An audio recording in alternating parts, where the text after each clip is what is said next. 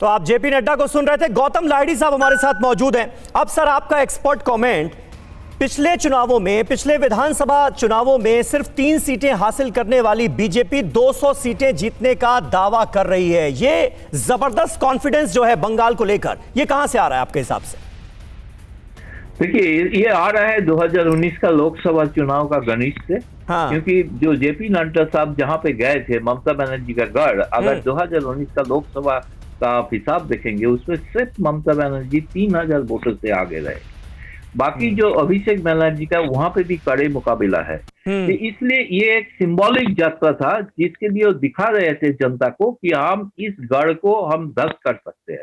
तो ये जो कार्यकर्ता का जो मनोबल बढ़ा है, इसलिए राष्ट्रीय नेतृत्व को सोचा कि बंगाल एक जगह है जहां पे कभी भाजपा अपना कोई गढ़ बना नहीं पाया है। शायद इस बार एक मौका आ रहा है। देखिए, पहली बार ये राष्ट्रीय स्तर पे बंगाल लेके डिस्कस हो रहा है जो भाजपा वर्सेस टीएमसी। पहले होता था लेफ्ट वर्सेस टीएमसी। हाँ। और गौतम लाहिड़ी साहब, 2016 के ही विधानसभा चुनाव में भवानीपुर जो ममता बनर्जी की सीट है, 25,000 वोटों से वो जीती थी और सेकंड नंबर पर कांग्रेस रही थी। मुझे याद है दीपा दास मुंशी जो थी वो सेकंड नंबर पर रही थी और थर्ड नंबर पर बीजेपी रही थी। तो इस बार पूरा समीकरण चेंज हो गया है क्या भवानीपुर का?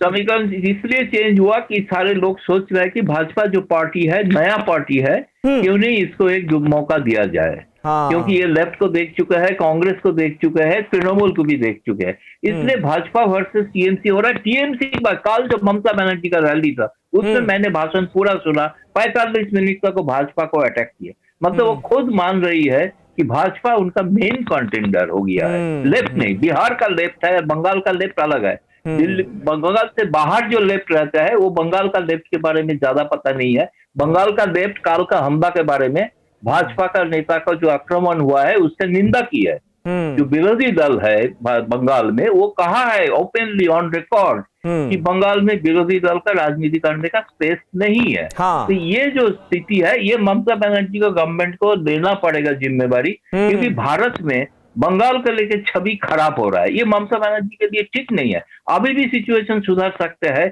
अगर ममता बनर्जी उसका अपना कार्यकर्ता का सम्मान ले।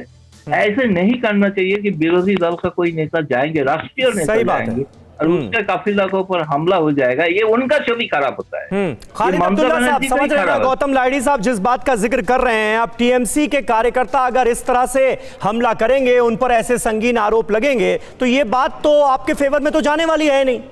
मतलब किस तरह से आप पश्चिम बंगाल की जनता को क्या बताएंगे? या फिर आपको यह लग रहा है कि बंगाली बनाम बाहरी का ये जो मुद्दा है यही बेड़ा पार लगा देगा आप लोगों का? मुझे 30 सेकंड मौका देंगे समीर भाई। जी। मैं कहना चाहूंगा कि ईश्वर चंद्र विद्यासागर का मूर्ति के समय में देखे होंगे, अमित शाह जी ने एक रैली की थी, उसी के मिছিল में ही लोग ईंटा और पत्थर लेके अंदर में घुसे हुए थे और तोड़ भांग किए थे। दूसरी बात, हावड़ा के नवान्न में जब रैली हुआ था, घेराव किया था भारतीय जनता पार्टी के लोग, उसमें आपने देखा कि पुलिस और उसी के कर्मियों के अंदर से एक रिवॉल्वर निकला और ईंटा पत्थर झोला में निकला। तो ये कहां से आता है, कैसे आता है, ये तो ये लोग खुद साबित करते हैं। दूसरी बात रही कि आपने कहा कि उनमें एक भारतीय जनता पार्टी की एक प्रवक्ता कह रही थी कि मारवाड़ी लोग का ये मारवाड़ी लोग और गुजराती लोग आके वहां पे बंगला को बहुत आगे बढ़ाए। तो इसका मतलब है कि बंगाली 90% है, उनकी अपमान कर रहे हैं आप बंगालियों का सीधा साधा अपमान करना चाहते हैं कि बंगाली कुछ नहीं करते। बंगाल एक ऐसा जगह है, कल्चर जगह है। बंगाली के जरिए साहब आप क्या ये ऐलान कर रहे हैं कि बंगाल में जो बंगाली लोग हैं वही आपके वोटर हैं क्या? जो बाहर से आकर बसे पश्चिम बंगाल में वो आपका वोटर नहीं है, आप ये ऐलान कर रहे हैं क्या?